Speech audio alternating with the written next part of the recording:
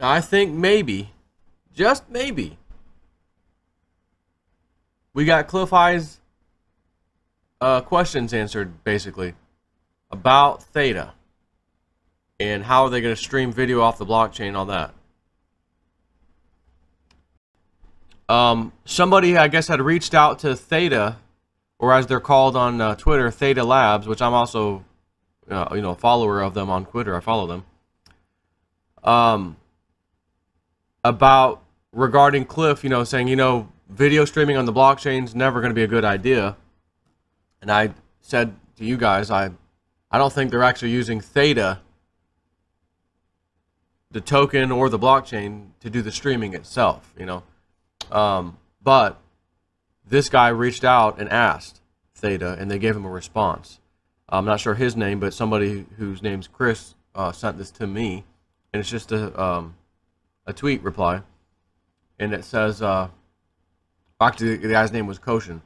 You're correct that it's not at all feasible to handle the actual video streaming on the blockchain, even if the commonly proposed blockchain scaling solutions are successful. We're talking about millions of small video segments and associated microtransactions per hour. In the THETA protocol, the video delivery itself is handled off-chain, along with the vast majority of microtransactions in a layer 2 solution, akin to, say, for example, Lightning Network or Ethereum's Plasma. The THETA blockchain serves as the underlying incentive layer of the protocol and secures the micro-payment channels, but does not actually carry any video.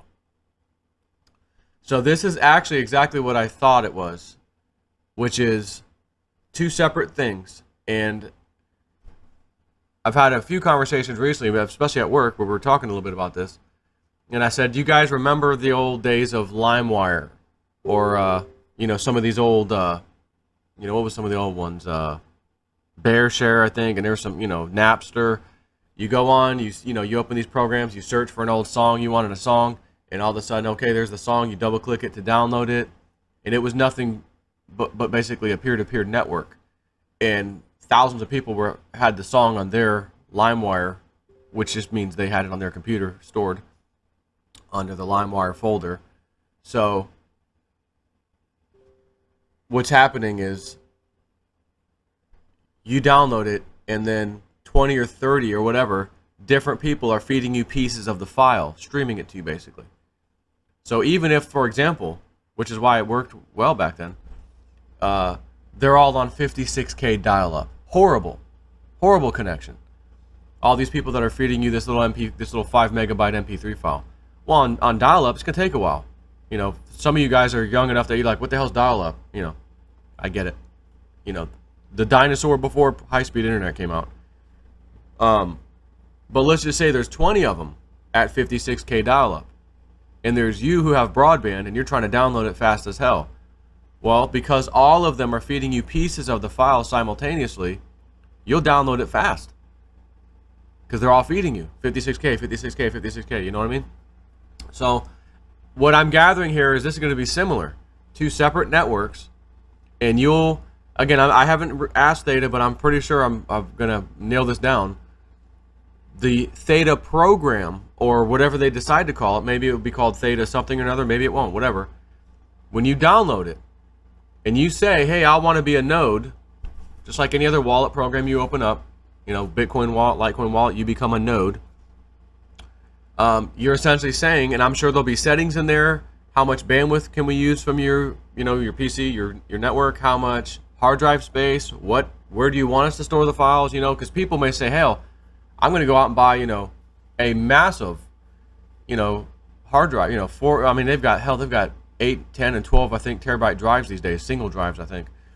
But anyways, you pick a drive space, whatever, and say, okay, I've got 4 gigabyte or terabytes over here to use for this THETA thing, and I'm going to get THETA tokens for allowing them to use my computer as a hard drive storage space, and for my bandwidth to stream to other people. And in turn, I get these little THETA tokens. And it might be as simply, they may just say, okay, yeah, all you need to do is download our THETA wallet, and you're done. When they release their blockchain, because THETA is going to have its own blockchain. Right now, it's an ERC20 token, but it's going to have its own blockchain. And their time frame initially, and it may still be on, but said the end of this year. So, like he said, the THETA part of it, the blockchain part of it, serves as the underlying incentive layer of the protocol and secures the micropayments channels, but does not actually carry any video. This is what I thought was going to happen.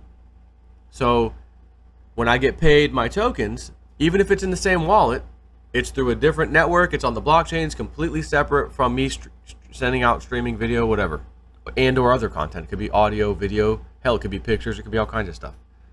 This is going to be the future of the content delivery network system.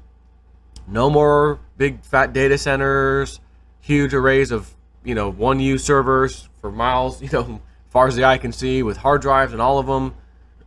Got to have a crew there managing it, you know what I mean? All that goes away. And here's the thing, well, what if I'm doing this on my computer, and I've got high-speed internet, I'm on fiber over here, I've got plenty of hard drive space, yeah, use me, you know, I want some extra THETA tokens, you know. Oh man, my whole computer crashed and I didn't have backups and blah, blah, blah. Got to get a new computer. What about all the video you were storing for people? I was only one node. There's thousands and thousands and thousands and thousands of nodes that had the same exact stuff that was on my PC as far as content for that network, THETA. Same exact story everywhere else. So I'm essentially, if you know anything about RAID arrays in servers and whatnot, you put a RAID array in there, like a RAID 1, for example. You have two hard drives. If one fails, nothing happens. The other one, because it's a mirror image, basically.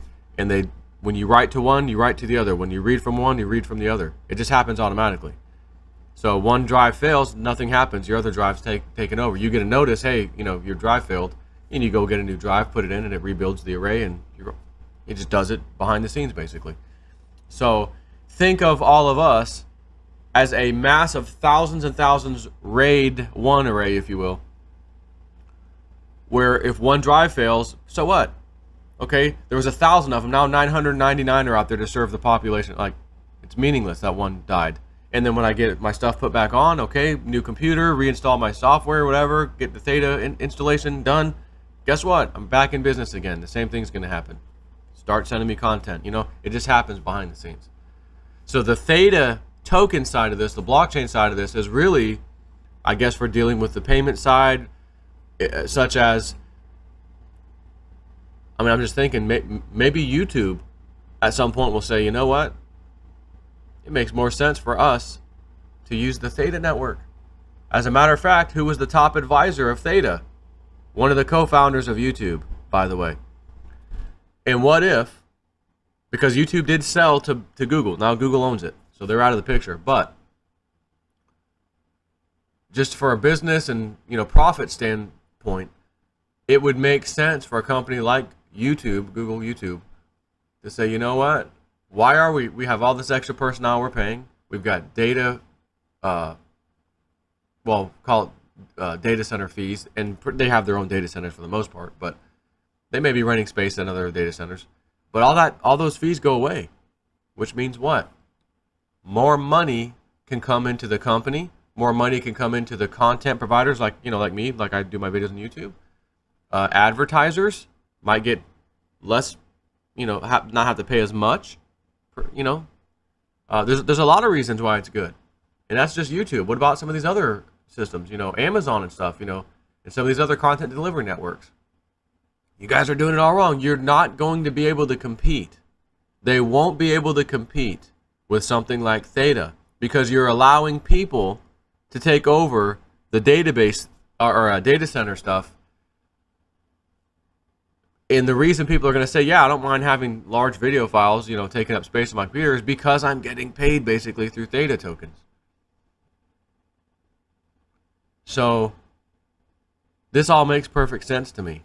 Two separate layers, like you said, a layer 2 solution, not related to the blockchain at all. The blockchain side of this is really for the payment. Me sending THETA to you, or in this case, THETA, the company, sending THETA to me because my computer's is acting as a node. It's all automated, whatever, it just happens. So periodically, daily, whatever it is, weekly, however the payout happens, boom, it just goes down. You know, so this is good news. It's what I figured it was going to be, and I think Clif High will be very happy to hear this, as a matter of fact. So, just want to do a video on that. Take care.